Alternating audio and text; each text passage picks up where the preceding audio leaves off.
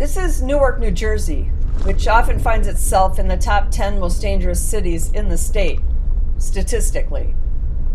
It has a population of around 303,000, and the population there peaked at 442,000 back in the 1930s, and it kept declining until 2019, when it hit 282,000. Then in 2020, it jumped up to 310,000, and now it's declining again. 45% of the population is black, 36% Hispanic, and 8% white. The average age is 34.7, and 14% of the adults are seniors. That's about normal.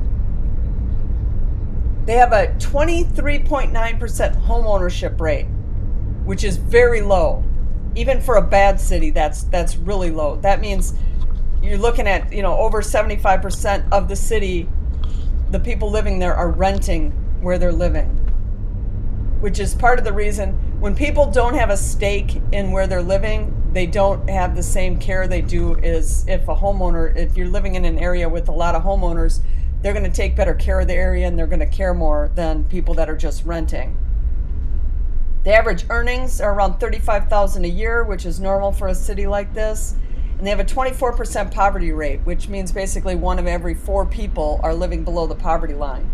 Again, that's fairly normal for a city like this. There's a 31% marriage rate, which is on the low side. 47% of the people that live in Newark were born in Newark. And that's really low. That shows that a lot of the people that were born there moved out, either that, and with the declining population, it means a lot of the people that were born there moved out. But a lot of people, again, are moving in then. And it's showing 20% of the city, of the population, being non-citizens. And that number is probably from a couple years ago, so it's possible that that's even higher now. The murder rates are pretty high for the last 10 years. They've been as low as 17.4 per 100,000 people in 2022 and as high as 35.5 in 2016. And for perspective on that, Chicago is the city everyone talks about with the murder. So I always compare things to Chicago. And Chicago's murder rate is kind of consistently right around 22. So you figure their best year for murders, they were 17.4, so they were slightly better than Chicago. And their worst year in the last 10 years, they were 35.5, so they were considerably higher than Chicago. Their assault rates are consistently in the 300 to 400s per 100,000 people, which is bad, but it's not horrible bad. Again, with that one, Chicago's in about the 500s. And like a bad city would be Baltimore. They're like in the 900s. If you're in the 900s or thousands, that's really bad. So they're in the 300 to 400s. That's per 100,000 people, and it's bad, but it's like probably just slightly worse than regular city bad.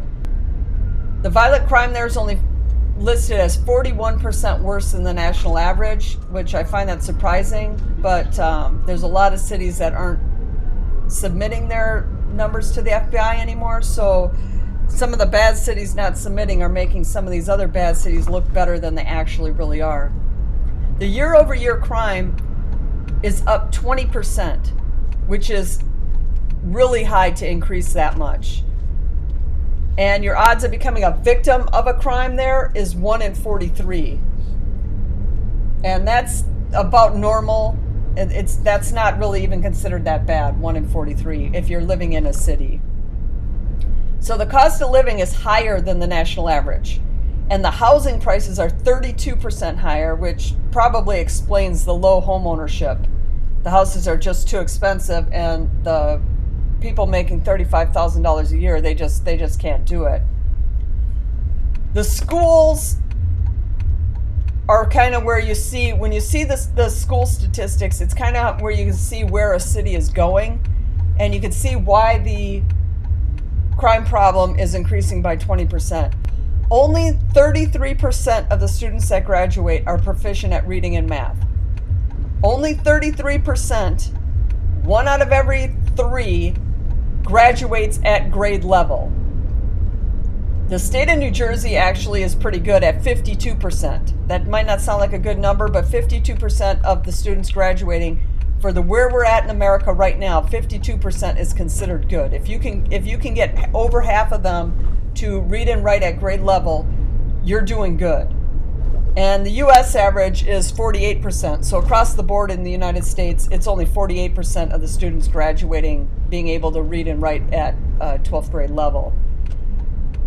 69% of the city completed high school.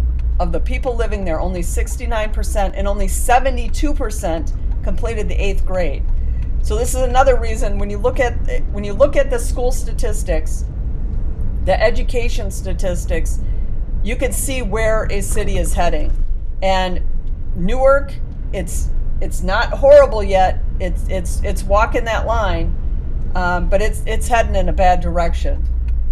I'm going to let the rest of this play out and enjoy the footage of Newark, New Jersey. Mm-hmm.